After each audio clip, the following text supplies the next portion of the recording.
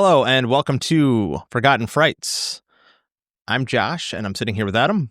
Hey, what's up? Today on the podcast, we are reviewing the 1970 science fiction film Beneath the Planet of the Apes. Oh my God. Today on the podcast, we are reviewing the 1970 science fiction film Beneath the Planet of the Apes, directed by Ted Post, written by Paul Dean, and starring Charlton Heston, James Franciscus, Kim Hunter, Linda Harrison, and Maurice Evans. Beneath the Planet of the Apes tells the story of the astronaut Brent, played by James Franciscus, as he attempts to find fellow astronaut Taylor, played by Charlton Heston. What he discovers through his investigation may lead to the end of the world. Here's the trailer. A planet where apes evolved from men? There's got to be an answer. Don't look for it, Taylor. You may not like what you find. Damn you all to hell! The year, 3955. Charlton Heston as Taylor, a 20th century astronaut, space-wrecked in the incredible future. Linda Harrison as Nova, a savage beauty from the enslaved and voiceless human race. They're marked for target practice. James Franciscus as astronaut Brent on a reckless mission to rescue Taylor, trapped by the swaggering, brutal master race of apes who dominate the Earth. A planet shattered by the atomic war of a distant, forgotten past. Where are you going? Into the Forbidden Zone. Someone or something has outwitted the intelligence of the gorillas. Invade! Invade! Face the terrifying dangers of the Forbidden Zone with them, engulfing you in the shattering experiences that await beneath the Planet of the Apes. Well, there's an intelligence working in this place. They know we're here. We are determined to know what the apes want, war or peace. The superintelligent mutants, are they human or something else? In their church, an unspeakable God. The Doomsday Bomb. Behind their faces, an unbearable secret.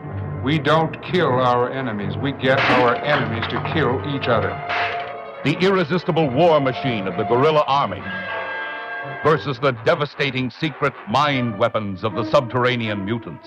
In civilization's final battle to answer the ultimate question, can a planet long endure, half human and half ape? Is it the beginning or the end?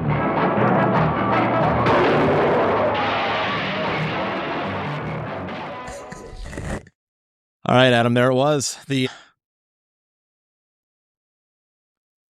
terrifying trailer to Beneath the Planet of the Apes. What did you think? It is crazy to watch. Yeah. It's crazy to watch, and it makes me think of how crazy the movie that I just watched was. Yeah. The trailer it spoils mostly everything. It spoils the whole film, and then and it is crazy. It's just a reminder of how crazy that film is. Yeah, there's a lot to talk about, and I don't know when to talk about it. Yeah.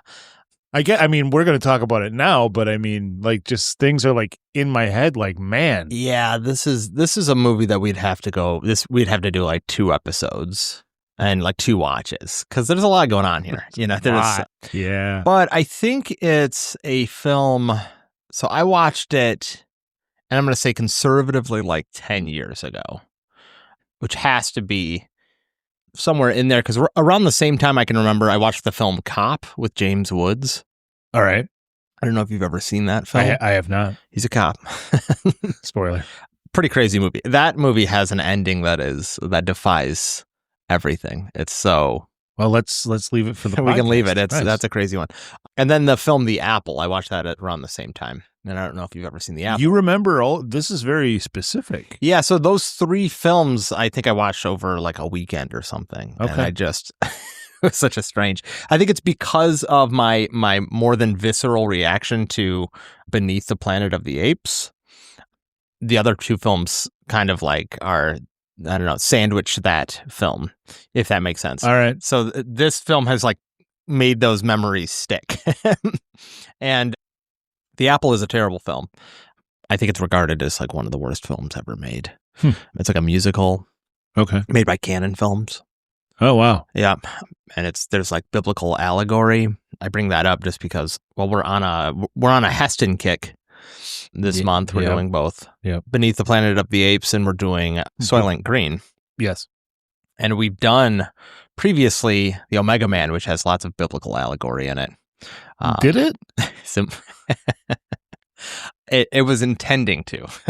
Its intention was pure. How familiar are you with this movie? Like, you've seen it, you watched it about a decade ago, but I mean... I just watched it. No. I mean, when you were young, like, did you watch it? Oh, no. So yeah, about a decade ago, that's the only time I've ever watched it. Oh, because I do remember it being on...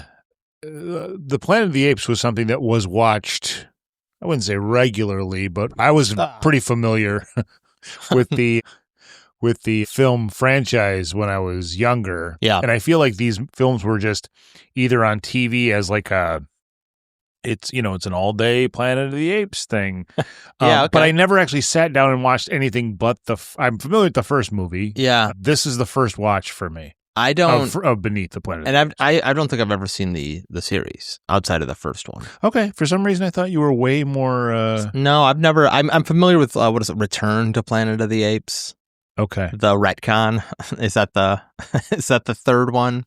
Don't. They're like, let's get back to these crazy apes. Honestly, I'm really interested to yeah, I think I want to watch all of these movies. Is that something we should do? The original series. I don't think we need to watch the next one right away, but yeah, we should revisit. I think this movie is fitting for the podcast for me because I think it is a horror movie. I think there are lots of horror elements in this film. Sure. Yeah. There's lots of when I first saw it, I was like, this is very bizarre. I've got the movie poster up there. It's one of my favorites. I reference it all the time, but Zardoz. It's very Zardoz. Yeah. And I think the other time I referenced that was maybe the Dunwich Horror when we watched that. It has a very surreal... I was also thinking. Okay. There's when we talk about it, we'll talk about it. So those things are all kind of in the same wheelhouse.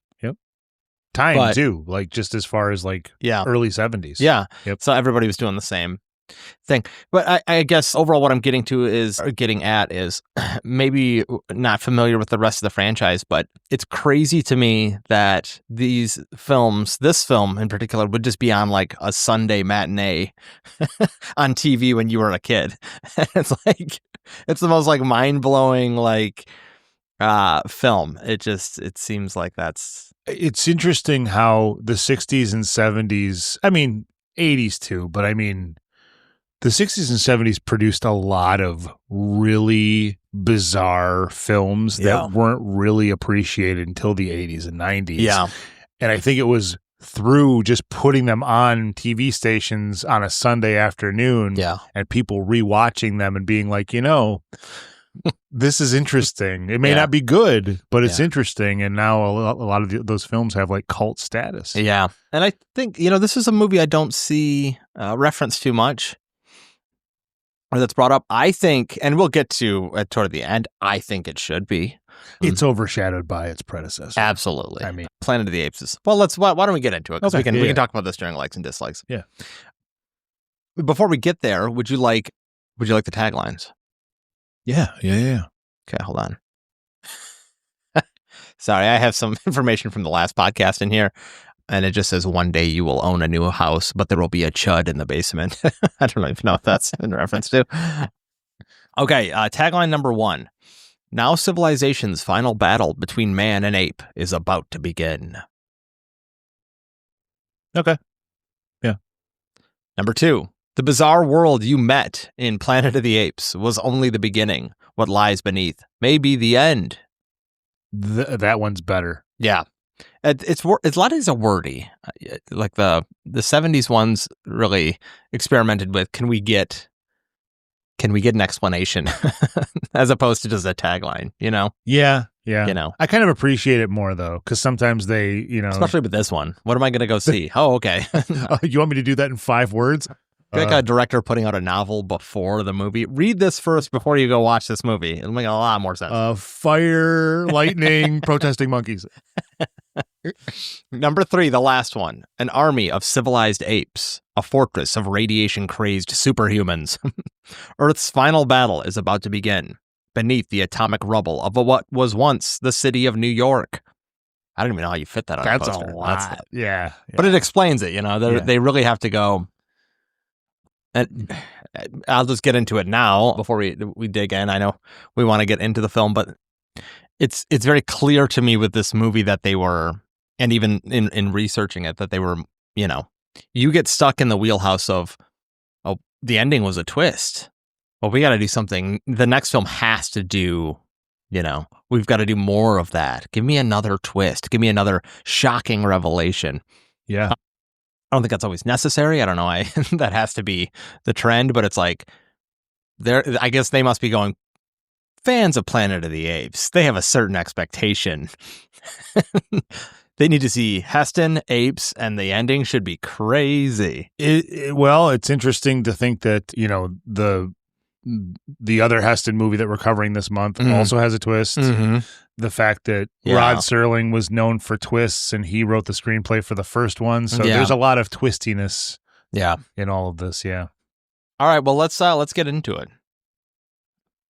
The film opens with like the best of the first film with Heston finding the Statue of Liberty. But I thought it was interesting. Zira, who's one of the chimpanzees who helps out Heston in the first film, she reads from a script, and I don't remember she's reading from something that somebody left behind, or it's probably like a famous poem or something. And she says, she's reading, "Beware the beast man, for he is the devil's pawn. Alone among God's primates, he kills for sport or lust or greed. Yea, he will murder his brother to possess his brother's land. Let him not breed in great numbers, for he will make a desert of his home and yours. Shun him, for he is the harbinger of death." Yikes. So they kind of, they tag that on the beginning as well to be like, huh?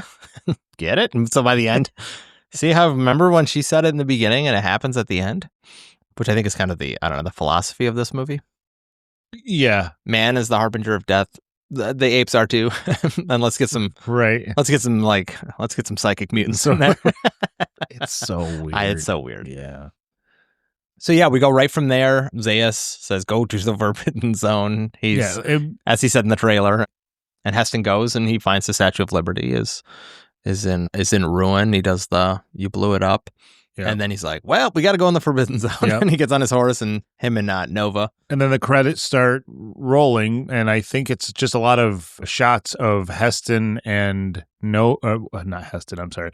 Taylor and Nova. I think you can call him Heston. I think that's okay. On horseback, but I don't know if it actually like shows Charlton Heston. I think it's just kind of like, I think it's body doubles. Oh yeah, I would imagine. And it's quite a long credit. It is, yeah. Sequence. The opening. There's I don't know how I didn't time it out, but a lot of the beginning of this movie is just the last movie. Both of these movies seem like they are, they're a slim 50-minute Twilight Zone episode. With the commercials taken out. Yeah, and they're very condensed. I made the comment to my wife when we were watching this last night that I think the original Planet of the Apes could have been an hour long Twilight Zone. Yeah. They added a lot of character dimension to that one. Yeah. I think I think this works in its favor. Beneath the Planet of the Apes is giving it more of a condensed Agreed. story. It doesn't, I don't think, because of the first one, but it is whatever. I think the story it's trying to tell doesn't need to. It's already beating you over the head pretty much throughout. But I don't think it doesn't really, to me, it doesn't feel like it overstays its welcome. It's kind of like it just does everything appropriately, more so, I think, in a very fluent manner. But I think one of the problems with that, though, is that you're reminding the audience of a superior movie. Yeah. And that's hard, too, because it's, what were they going to do? Yeah. I think they made the right decision. Yeah. Even though I don't think they needed the end, like the twist ending. I think they did the right thing in just going, we're never gonna make Planet of the Apes again. Like that good. No, they'd never do that. They'd never. So instead, let's just like let's like upset the audience as much as we can. This occurred to me, and I it may be getting into this too quickly, but I need to get this out. So clearly, they have they're fitting in another Charlton Heston character in the form of Brent. Yeah.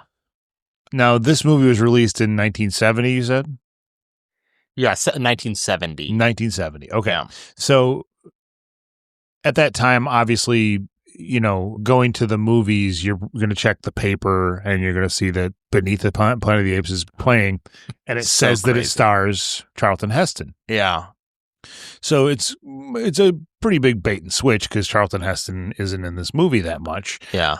But the guy that they got to play Brent looks and kind of acts like Charlton Heston. James Franciscus. I wonder if they could have just replaced Charlton Heston. He doesn't need to be in the movie.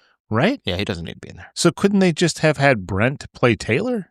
Yeah. Not Brent, but the Franciscus play Taylor. I think you just remove Taylor. You could do that too. I think he goes, "You blew it up," and he turns around and Zaya shoots him with a gun. Honestly, General Ursus is there and just clubs him over the head, and then he's out of the movie. Yeah. I don't think you need, for what this movie's trying to do, why do you need Taylor? Why do you, I mean, I think you could do it either way. I think you could have Taylor there, and he uncovers more revelations and remove James Franciscus, or just, if Heston's not on board, which clearly he wasn't, then you just remove that character and you have somebody go to find Taylor, and maybe, they find like there's a mutant beneath the city who he says he's Taylor, but he's all in makeup and he's like, "I'm psychic now."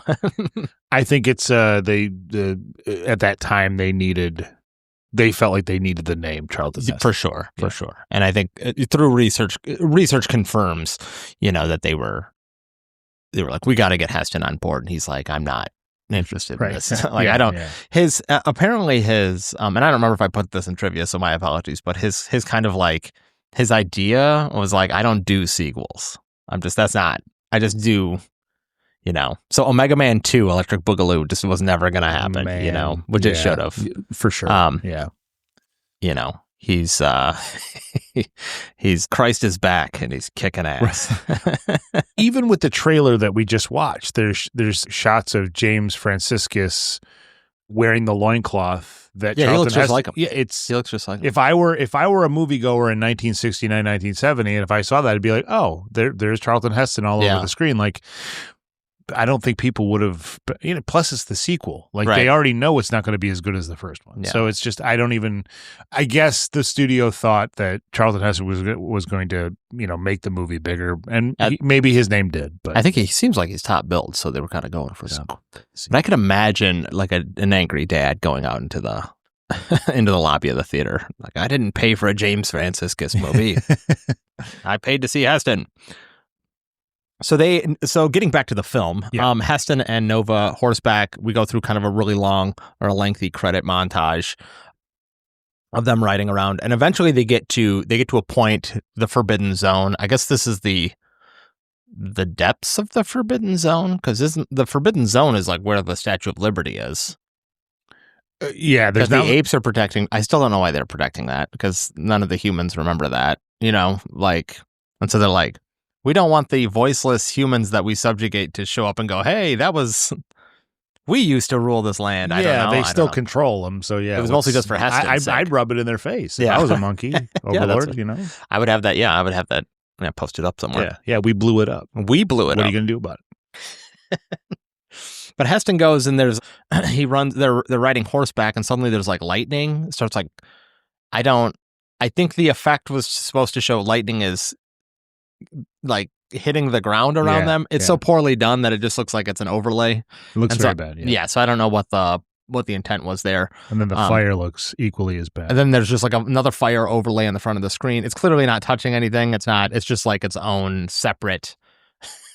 It's its own separate thing. It's doing whatever. That was an effect that kind of reminded me of the Dunwich Horror. Yeah. And oddly enough, I think the Dunwich Horror did it tastefully. It seemed like it was done meaningfully with the Dunwich Horror, where they were doing overlays for a purpose. This was like, we don't have the budget to do fire, and we don't have the budget to do lightning, so do these crappy overlays, and, people can use their imagination. There's effects in this movie that take you, like, it's a movie about a monkey civilization that has taken over the world. City. Yeah, and there are special effects that make you even, like, you're surprised. You're okay with the monkey civilization, and then all of a sudden these things, these effects happen. You're like, I don't even know what I'm watching. You're right. Like, right. There's a lot of things in this movie that are just like, and it gets crazier and crazier too. You're expected to forgive a lot. Yeah. One of you have to really suspend your disbelief. Yeah. One of those being Heston tells Nova, "Hey, if I disappear, like I'm about to for the next 45 minutes in this film, go find Zira and go find Cornelius, and I don't know, stay with them because they're your friends." Super lazy. Yeah, and then he runs over to what is a cliff wall or like a mound of dirt, and he's going to hit it with the butt of his rifle, and he falls through. Yeah, he like Buckaroo Banzais through the rock, and it's just it does look bad. Yep. And he falls through this. I don't even know. If you slow background overlay, if you hit slow motion as he falls through, he drops right into his car and he drives away from the studio. Oh, I didn't. I should have put it in slow mo. Right in his convertible. See ya, suckers. There's dollar bills blowing out of the top of it as he's driving away. Sunglasses on and a rifle. So then we cut to, or Nova screams, and then there's a shot that's like panning out, and I believe it's just the back of Nova's head, and she's just sitting on a horse, and then there's like the desert, like everything's. It's just like they were really just trying to get through that. But we then cut to Brent. It looks like there's another downed rocket ship. Excuse me. There's another downed rocket ship. Yep. And Brent's out there with his skipper, who is his unnamed skipper, who is dying after the crash. And then they kind of talk some exposition. It's the year 3955. Yeah, 3955. Yeah. And, that tells them, oh, we're in the future.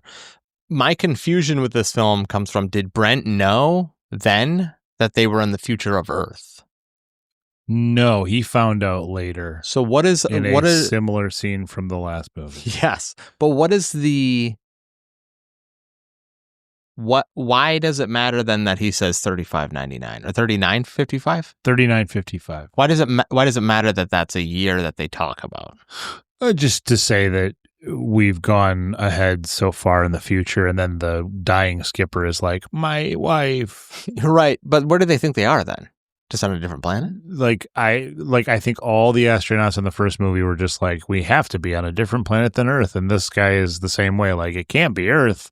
So they just think that, the first movie, I think that, it's a cool twist because it's like, oh, just, we didn't know we were on Earth. And now it's like every single time an astronaut somehow slips the same wormhole and lands approximately the same spot. Yeah. They're always going to be like, it's got to be a different planet. And this must be. This planet has trees and grass and animals that look like Earth animals, but it's got to be somewhere else. Yep. They really should abbreviate that by just having them find out. Like in subsequent sequels, is just have them, he lands right next to the Statue of Liberty and he gets out and goes, oh,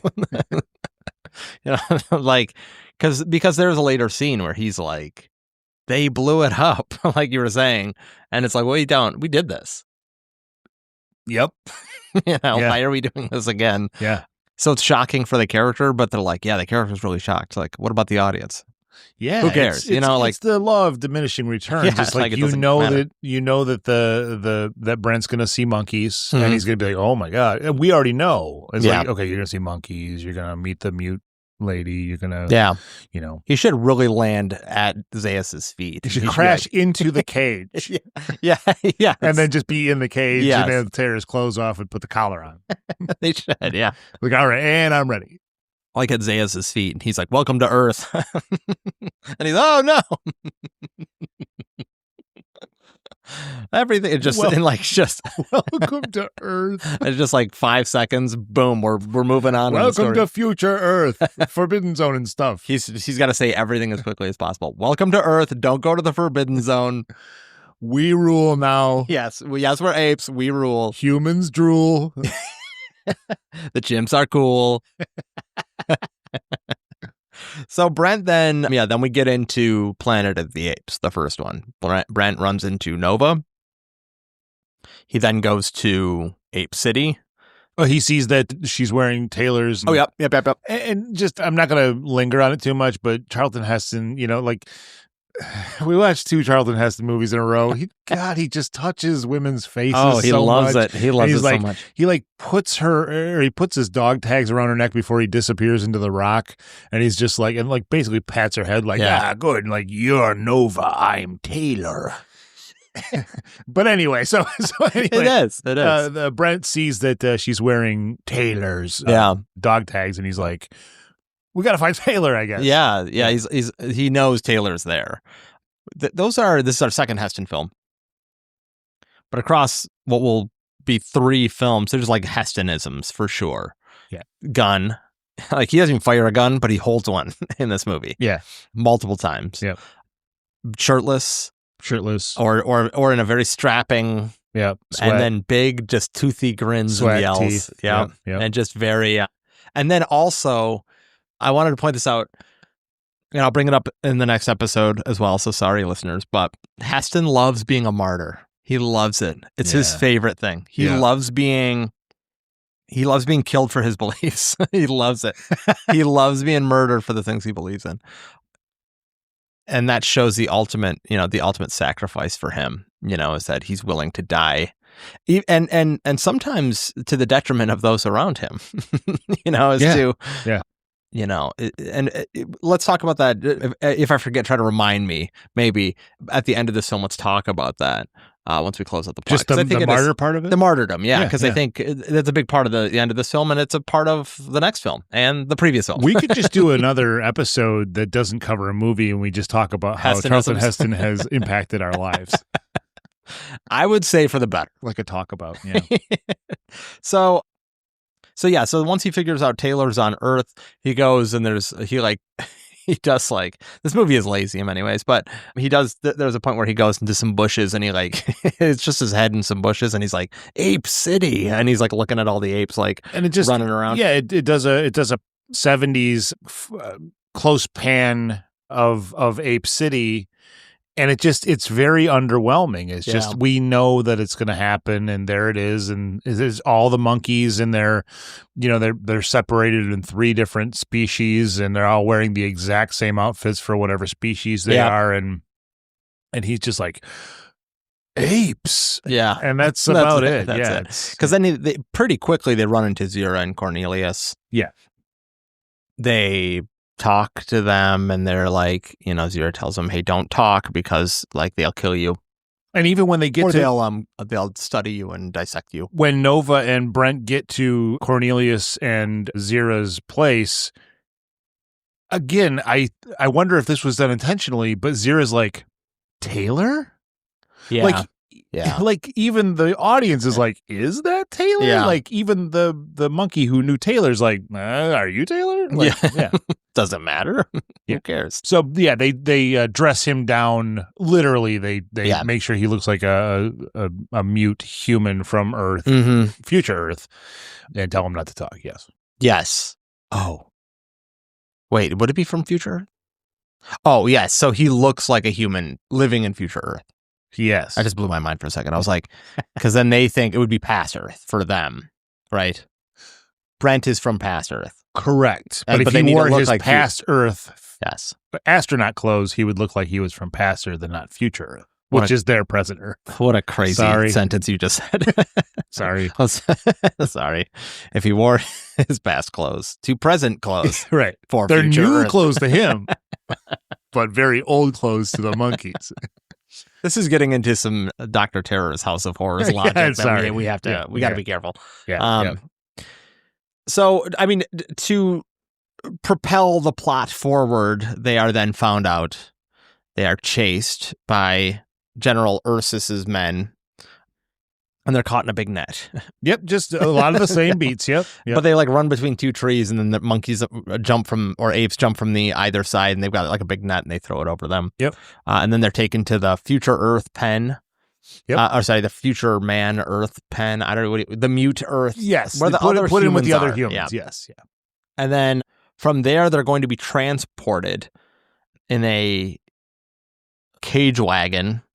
Yep, that the apes have. Yep, and one of my favorite kind of moments, because it had me scratching my head from this film, is they start to, I don't know where they're taking them necessarily, if they're just going to take them out into a field and shoot them, or where they're going with Nova and Brent in the cage wagon. But they're passing by all of these scenes of like an ape practice camp for catching humans. Where they're like stabbing the straw. Yeah, so they're like running through and like grabbing big things of straw falling on the ground. They're like, so we're training you guys to go capture humans. Right. Is that what is that? I was wondering when they were stabbing the straw humans with the bayonets. Yeah. I was thinking, when do they know they're done? Yeah, right. Yeah. It's like stab. It's like they're preparing them for war with things that they're capturing. It just seems very. Yeah. At one point, like two apes have a big net and they like ride by like a human on a horse and they like throw it over them. They're like, see, we can do that. Yeah. Well, some of the thing, like when they're stabbing with bayonets, they do straw. But when they're practicing their netting skills, they actually have humans. There's one too where there's like a scaffold and an ape jumps off the scaffold and lands on it. Like, so they're preparing them for every situation where capture is.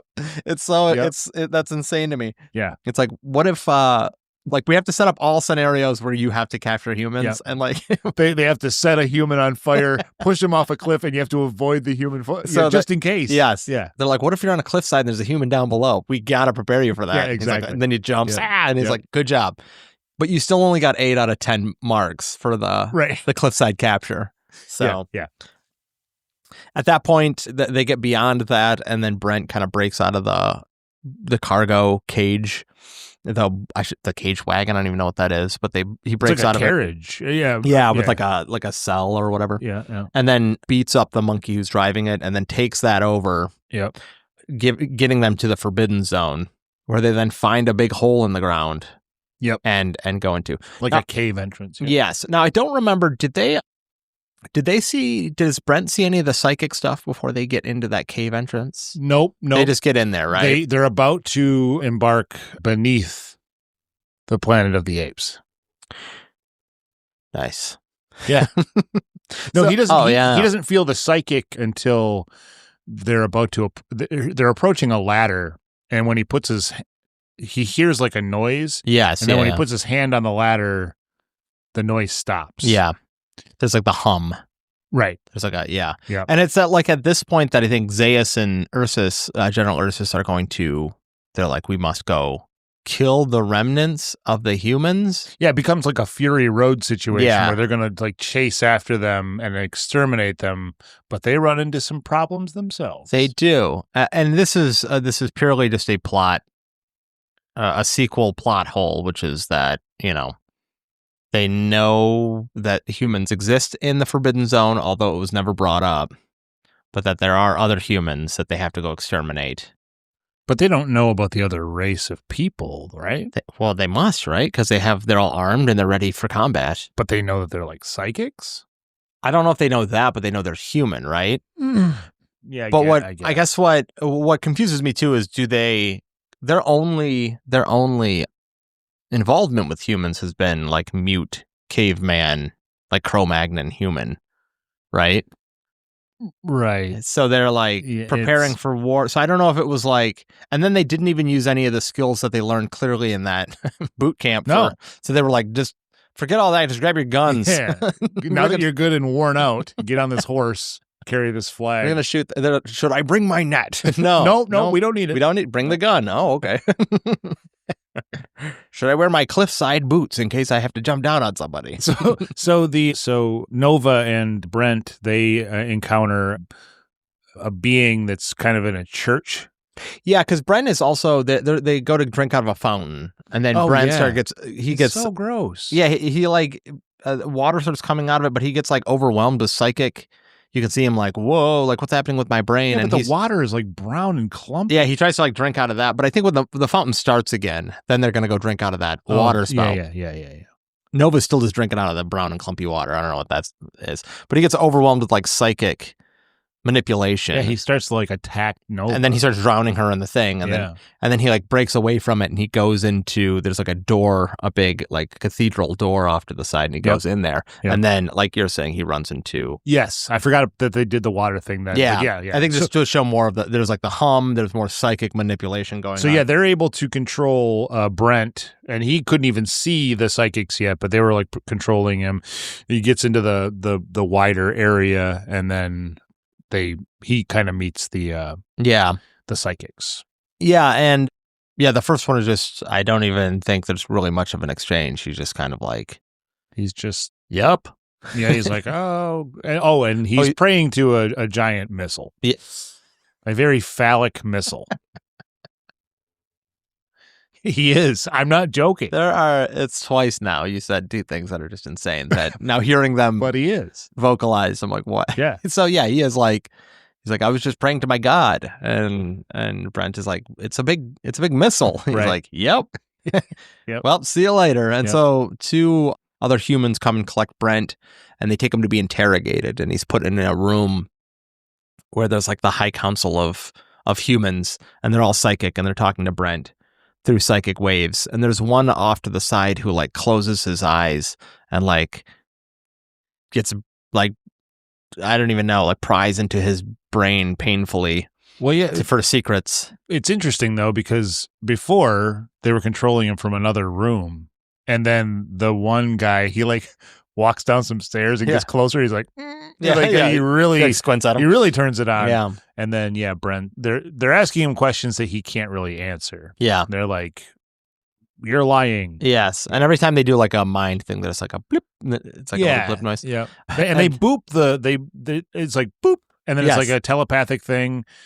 But then eventually they just talk to him with their mouth. I was getting at is but that happens for a long time. It does. They like boop. They keep it like, it's like, they're like, it's literally, and the guy explains it too, like he has to.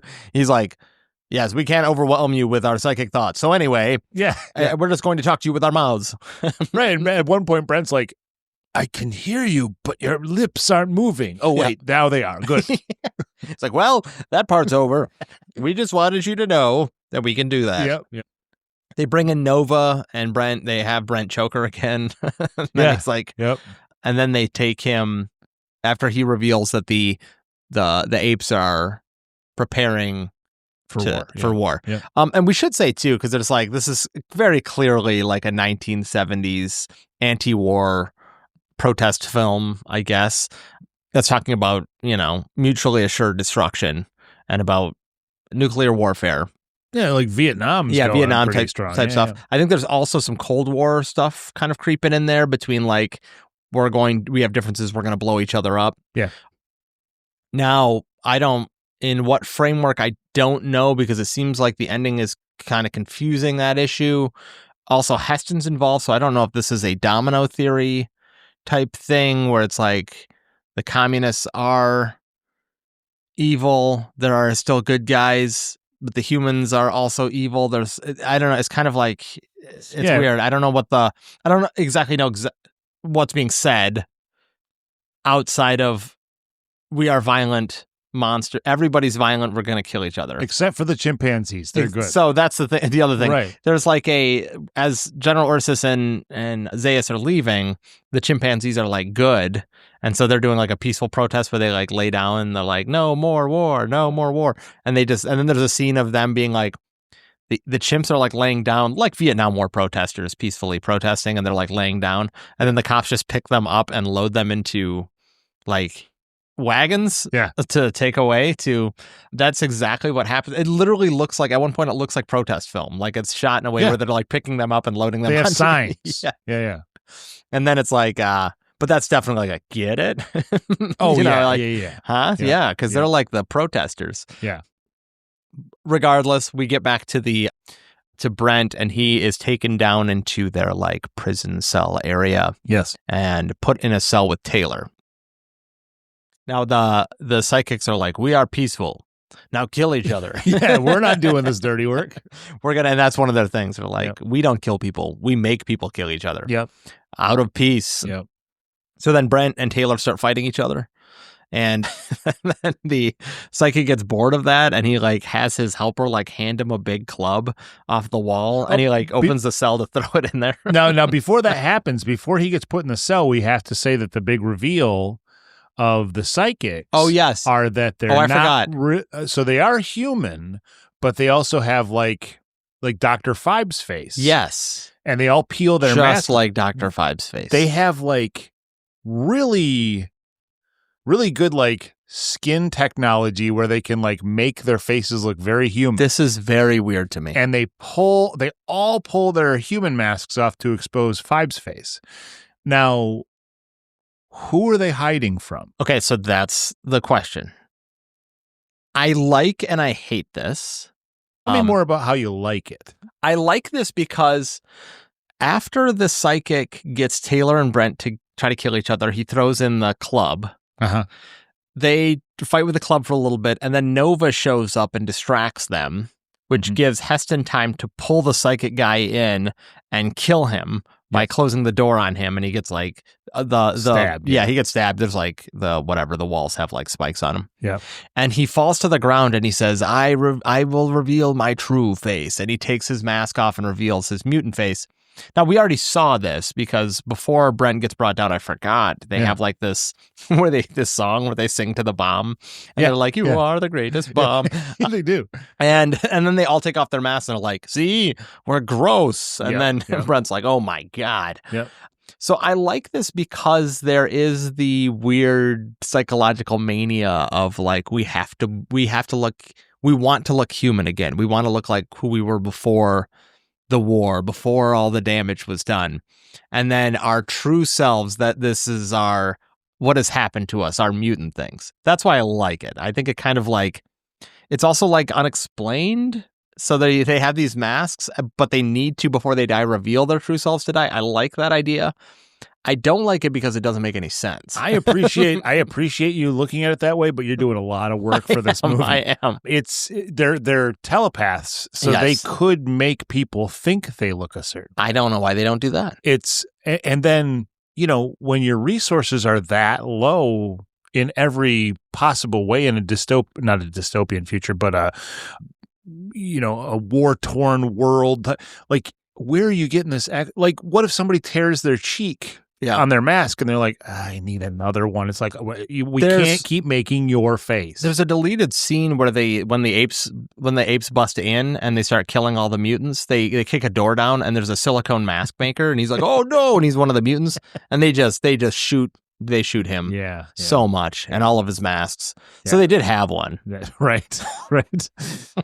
I have no idea where they got like lifelike masks. Like, so good. I feel like I would spend, if you had the resources to make masks that look just exactly like your face. Yeah. Spend it elsewhere. You're not getting any less mutated. I will say also with the way that the psychics looked, just the setting, the fact that it's the 70s, the lighting, everything about those scenes with the psychics. Yeah.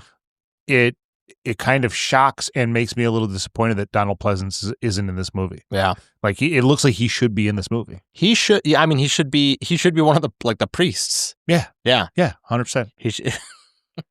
I think I would have hated that. Yeah. Very. But with all that said, I really enjoy this mutant thing. And this is the second Heston film we've got with mutants involved. It's the first time I saw that, I was like, oh my, because I love me some mutants and I love the idea of mutants. I get it. So when they revealed they were like mutants, I was like, they're psychic and they're mutants. Like, it's so much. It's so weird. Yeah. But it's also like, what? The Planet of the Apes is already weird. Right. And then you add mutants to it and you're like, I think it made it better. And psychics. And psychic. I think it just added the science fiction lilt that this movie really needed. It felt like too much. It felt like you were supposed to grab 2 things out of a bag and somebody grabbed like 5 things. Yeah. And it's like, we'll use them all. Yeah, like Yeah, it was like one thing, Yeah. and then mutants you just had and like monkeys a handful. got it. Oh, also psychics, also mute people. Giant doomsday bomb. Yeah. Yeah. These astronauts will crash in the same place this other guy crashing. Yeah, I think the only thing they can do, not like what the third one should have been, is like cyborgs and like robots. Keep going. Just keep going with that, because I think that is more interesting. Giant bugs. Giant bugs, yeah. Forbidden Zone. Forbidden Zone should have been giant bugs. Just like weird Frankenstein monsters, mad scientists. Absolutely. That is what the world is, and it should be. That's like a lived-in thing. Like Tron, like light bikes. Dr. Zaius on a light bike. I'm cruising to the Forbidden Zone. I just shot Taylor. Okay, so they free themselves after killing the guy in the cell, both Taylor and Brent. Yeah, they have pretty good fight. Yeah, because they're like hitting the wall and stuff's falling off it and throwing punches. I think they put a hole in the prison wall. Yeah, he like takes the club and like hits it, and it like breaks, and they also like hit part of the wall, which later a monkey like sticks his face in, and he's like looking around and doesn't see him in there. That is true. That's not. I did not make that up. But meanwhile, the apes have broken in. So Taylor and Brent are trying to break out of the cell, and the apes are already running through murdering mutants. And they just they walk in at one point, and some mutants are trying to run up the stairs, and they just like ice them. Like they just unload their rifles on them, and people are falling over. Yep. Brent and Taylor get out, and just as they do, an ape comes around the corner, shoots Nova. They kill said ape and take his weapon. The end of this film happens very quickly because they move. The Zaius gets to the throne room with Ursus and the other apes. They kill, like, all the mutant people are like dead. The last like mutant leader is like, "This is our bomb." He says to like the apes, he's like, "This is our god." And Dr. Zaius is like, "It'll kill us all." It's like, you're a monkey. Yeah. It's such a weird exchange. They show them, they're like, we just know. What are you doing over there? Well, this is our god. It's a doomsday bomb. And this is like, what? Shoot him. Yep. And they do, and he's almost like the high priest of the psychic mutants is almost activated, like all of it. Yep. And he's got one more trigger to hit. He doesn't. He gets shot and dies. Yep. We then have like Brent and Taylor are in the room, and they're up high, and they start maneuvering around. I don't know what they're gonna do. They're trying to stop them from bringing down the missile. The apes are like pulling the missile down with ropes, and they're trying to get them to stop doing that. Right? I guess. Yeah. Brent makes some noise, but he gets up high and he's got one of the rifles and shoots Ursus, who falls over the side and dies, and then just starts shooting the monkeys. Yeah. Heston is just trying to like climb around a pillar and he gets shot. Yes. And then he like falls on the ground. Yeah. And then Brent's like shooting the monkeys and his gun jams, and then it just goes to like a firing line of monkeys who just like unload on him. Yeah, he just kill. And they just he's just like riddled with bullets. Yeah. And then it cuts to Heston and Zaius have like an exchange where Heston is like, "It's the doomsday bomb," and Zaius is like, "Shut up, like you suck." And Heston's like bleeding out, and then he's like, "Why would I listen to you? Man is only capable of destruction and murder and all this stuff." And then Heston is like, he says, I should have wrote it down, but his last line is just like, "Go to hell, you damn dirty ape." Yes. And then he falls forward and hits the switch. Yep. And you watch his hand like press down the doomsday button for the weapon. And then you hear like rumbling and the screen goes to white. There's a guy's voice at the very end, and he's like, "There's a planet, third stone from the sun, that is now nothing." There's like a blue medium-sized planet that satellites a small star. Yeah. It's dead now. It's just like, it's just. It was, I think they must have been going for the Rod Serling, like the tag at the end of every episode where he's like, "There was a planet floating around the sun that is now floating in the Twilight Zone." I think it was more like, we're for sure never going to make another one of these. Yes. Yeah. They wanted to, we're just, so don't just go home, watch other movies. We are done. You'll never hear this What did again. you think of the addition of just a guy's voice, just being like, so anyway, I was actually telling this whole story the whole time. I felt like it was... I feel like there was a lot of laziness in this movie, and it's just it fell in line. Yeah, it's just like, we're going to use so much of the first movie. It's like, how are we going to like tie this up? It's like, I'll just say it. It's fine. Like it's the very end and it pans back and it's the grandpa from Princess Bride. And he's like, Peter Falk. Yeah. One more thing.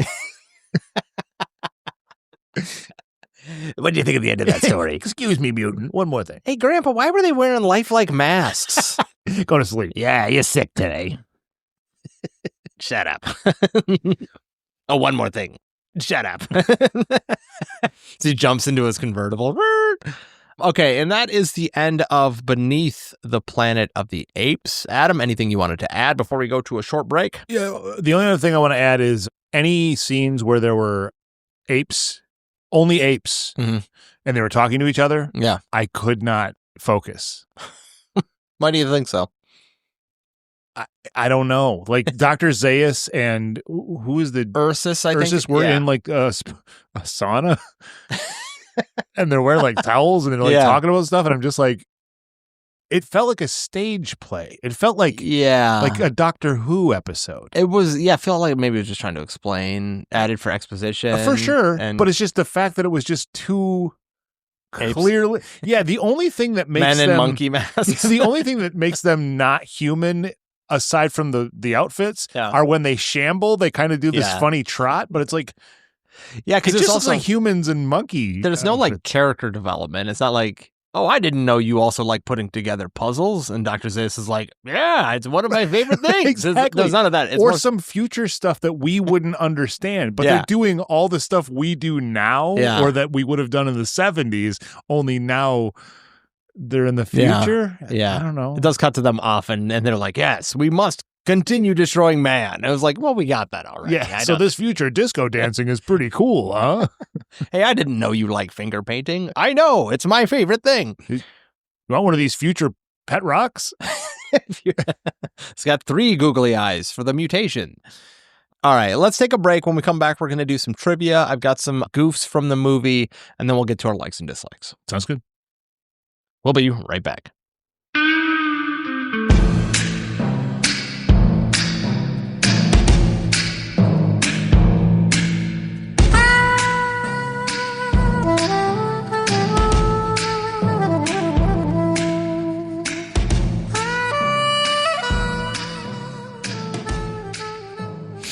All right, and we are back. I'm still sitting here with Adam. Hey. And we are going to do a 5-question multiple-choice trivia questionnaire. I will be reading the questions. Adam will be answering said questions, and then I will be providing some additional background and trivia on the film. So, Adam, are you ready? Ready. All right. Let me get through this. All right, number 1. Why did Charlton Heston initially agree to return as Taylor in Beneath the Planet of the Apes? A, he wanted a larger role than in the first film. B, he was under contract with Fox. C, he agreed only if the character would be killed. Or D, he planned to direct the sequel. And I should say he planned to direct the 3rd film. So I know just from... I don't know how I know this, but I know that Heston was not a huge fan of this. Maybe you had mentioned the fact that he wasn't a fan of sequels in general. So I would get, what was the second one? He was under contract with Fox. Yeah, I'm going to say contract with Fox. So that is false, or I should say that is not true. Do we normally do true and false? I think we normally do true and false. Switch it up. Okay. I think I have some multiple choice. Yeah, okay. So that is incorrect. The correct one is C. He agreed only if the character would be killed off. It's kind of to what you were saying before. He really wanted, it was like, this is the end. No more Planet of the Apes. Well, Let's he do this. made that decision. But the producers were in agreement. They kind of wanted to cut it there. Okay.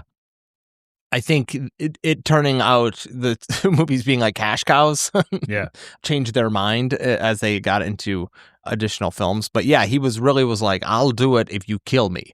Also, I want to be in the movie for 14 minutes, which I believe is what he's really not in there for very long. Yeah. Question 2. Why was the budget of this film slashed from $5 million to $2.5 million? A, the film was low on the priority list of the production company. B, the original was not super successful at the time, but was successful enough to necessitate a sequel. C, due to Heston's lack of involvement with the film. Or D, that Fox was almost bankrupt. I will go with C. Due to Heston's lack of involvement? Yes. That is incorrect. It's actually D, 20th Century Fox was almost bankrupt at the time. And this was mainly due to 20th Century Fox's teetering on the brink of bankruptcy following some majorly expensive failures. This includes Hello, Dolly from 1969, Star 1968, Tora Tora Tora from 1970. And this says the recruiting of Ted Post as director was instrumental here, as he was used to minimal budgets and shortened schedules from his work on television. I've heard of Hello Dolly and Tora Tora Tora. I didn't know that those were not successful. Yeah, apparently not the case. I'm seeing why we do true and false typically, because it gives you the 50% chance of being, you know what I mean? Good info anyway. What famous writer was initially contacted to write the sequel? A, Isaac Asimov, B, Rod Serling, C, Pierre Buell, or D, Ray Bradbury? I mean, it makes sense that Serling would have been given first dibs. Yes, that is correct. Rod Serling was contacted, and he was like, no, not interested. Is that the one about the apes? Not interested. It was a year and a half before. I don't remember. I've got other things I'm doing, like smoking all these Lucky Strikes. These delicious Oasis cigarettes. They actually clear your lungs up. 4. Which of the following actors were considered for General Ursus? Which of the 2 following actors were considered for General Ursus? A, Orson Welles, B, Ernest Borgnine, C, Charlton Heston himself, or D, James Coburn? 2 of these? 2 of these were considered. I want to see James Coburn and Ernest Borgnine. So you got 50% there. Ernest Borgnine was considered for General Ursus, which would have been amazing in a sauna. Kill them. The other one was Orson Welles. Oh my goodness! Which they would need a bigger horse. Yeah, everything's shot chest up. Oh, what luck! Where is Taylor in the Doomsday? Taylor. I need some of those fish sticks. She's like Mrs. Grass's, or is that Mrs. Pell's frozen peas? Is that what it is? Or that wine commercial? The French. The author of Planet of the Apes, Pierre Buell, I think that's how you say his last name, Boulle. Sounds right. Buell? Sure. Buell. Wrote a sequel draft to the first one called A, Planet of the Chimps, B, Planet of the Apes Returns, C, Planet of the Apes Arise, or D, Planet of the Men? What was B?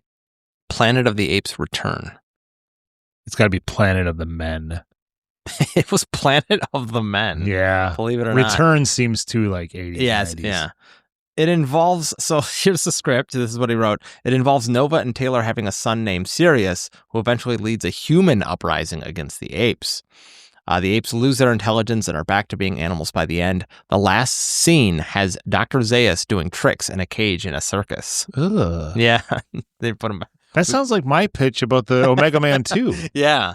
Where they have they have a mutant child who I can't remember even what I said. I don't remember.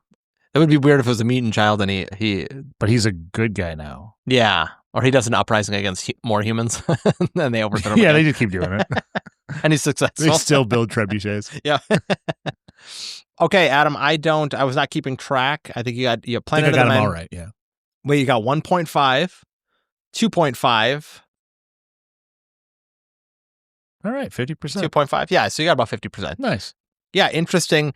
This had a pretty difficult production from what I was able to research. Pretty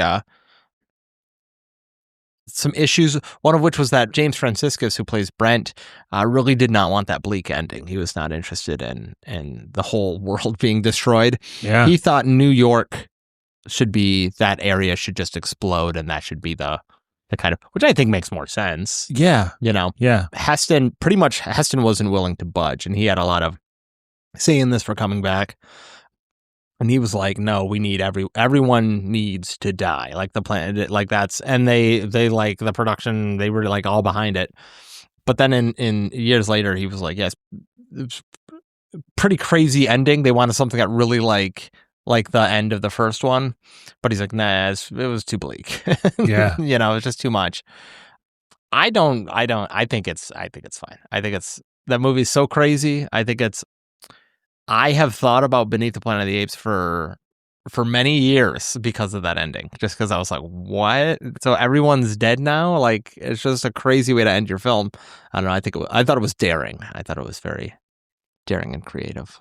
Yeah, it's very dark. It's very dark and to a very weird movie. I was when I was preparing to watch this, I went in completely blind. Like, I'd never seen the movie. Obviously, I'm familiar with the source material, but I was thinking, what is it that, like, I was expecting something crazy because we didn't cover the first movie, and I'm just like, yeah, what is Josh got in store for me? And I wasn't disappointed in that regard. Yeah. In fact, did you have a good time watching it? Yeah, the movie was fine. It's so bonkers. It's not like boring. I don't think it's like. No. I think there's a few like where the apes are like talking or just kind of like, oh, okay. But it does like move in a very, it's not a typical, like it's atypical. So it's very, it's structured kind of odd too. Like it's the kind of where it moves from, for a sequel, it moves from the plot points in a very peculiar way. And then the revelations are very strange. It's very disjointed too. Yeah. Like you talked about how Zira read some poetry at the beginning of the movie. I forgot Zira was even in the movie at the end of the movie. Yeah. It's just like, was that the same movie? Like once they leave. Oh, also Ape City. Is there only one city on the entire planet? Yeah, that I don't know. Like, what are they going to name the second city? Ape City 2? Monkey Town? Chimpville. There we go. I guess there's a lot. Yeah. It's like Ape City. It would be like Mega City from Judge Dredd. So it's Mega City 1, Ape City 2. Ape City 2. Dr. Zaius 2. They've all got. Now, when you were saying you were getting yourself ready to watch the movie and preparing for it, I did a similar thing, but I was dressed as General Ursus. I had to get in my full costume, sat on the couch with a bucket of popcorn, had a sauna towel on. Would you like to hear some gaffes from Beneath the Planet of the Apes? Yeah. Trying to dig for good ones, and it's kind of a lot of them are just like Dr. Zaius is wearing a hat in one scene, and then in the next scene the hat's gone, or he's got a Mets t-shirt on, and he turns around and it's no longer the Mets, it's something else. We won the pennant in 35-97. Yeah, he's got I don't know. He's got like a big foam finger glove on, and then it's gone. So the first one is when the apes are faced with visions of fire, a statue of their lawgiver bleeding. This isn't something we got into. Oh, yeah. Very Dunwich horror. Yeah, as they were getting to the forbidden zone or deeper into the forbidden zone, they get accosted by all these like psychic visions. Yeah. One of which is the statue of the lawgiver, and it's bleeding. Yeah. And then there are 11 missing soldiers that are being crucified while there's like the fake fire overlay. Dr. Zaius urges Ursus to shoot the suffering captives. Ursus resists, stating that the lawgiver has forbidden ape to kill one another. However, later on in the first film, Zaius warned Cornelius and Zira they could hang for high treason.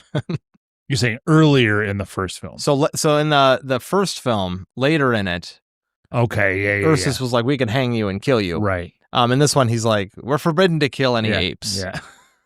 Or, I guess, treason. Yep. That's a different thing. Yeah. The second one, although Cornelius and Zira were indicted for heresy in Planet of the Apes, there's no mention of this fact in the film at the beginning. Since the events of the first film, they have gone from being enemies of Dr. Zaius to trusted colleagues without explanation. There really isn't Zayas kind of like knocks on their door and it's like, hey, how's it going, guys? I know I said all that stuff about murdering you in the first film, but we're not doing that anymore. The next one, the underground telepathic mutants claim to be peaceful people, but the idea of getting their enemies to kill each other as well as inflicting deterrence on who they consider enemies contradicts such a statement. They seem to be filled with a lot of violence and wrath, even though claiming peace. Yeah. Maybe that's just a message of the film. Maybe they're trying to say, they're two-faced. Yeah. Or that a lot of countries claim to be peaceful and yet, go murder and kidnap who they please. Did you hear what I said about them being two-faced? Is that because they take the masks off? That's right. Yeah, okay. No, I liked it. I thought it was good. I just didn't comment on it.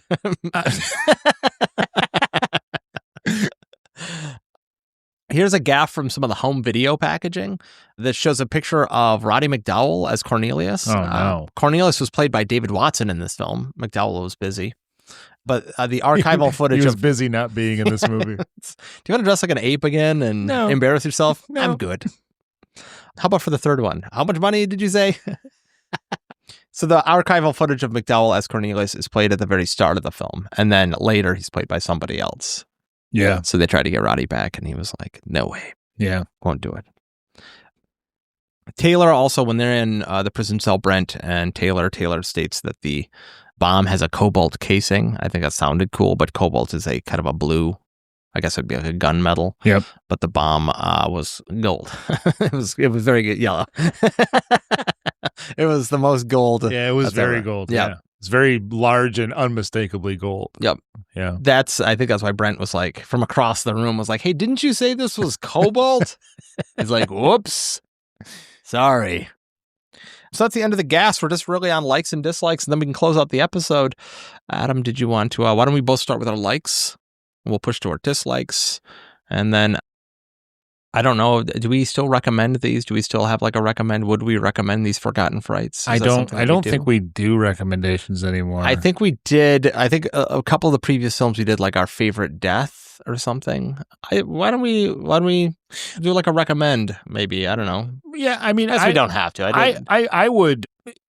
It's a fine movie. I mean, the thing about it is my likes and dislikes are the same exact thing. It's just it's so crazy that you will find yourself sometimes just like, what am I watching? But then also it's kind of hard not to watch it too. Except when there's apes. If it's just monkeys talking, I mean, really focus on it. If you do watch the movie, like like I couldn't really even understand the words they were saying. I'm like, why am I watching this? It's so crazy. Dr. Zay is trying to explain anything. Yeah. And his mask is gone the way. Just like, the special effects are much... they're not as good as in the first movie. Like you can see the actors' lips, kind of inside of the masks. If that took me out of it too. There was a bit of there's a bit of trivia in that any of the monkeys that are like have non-speaking roles are wearing monkey masks, slack look on their faces, as opposed to makeup that they used in the first one. So it's just like. So they not only are there human masks, there's a lot of monkey masks going on too. So it was very mask-centric society. Yeah. Yeah.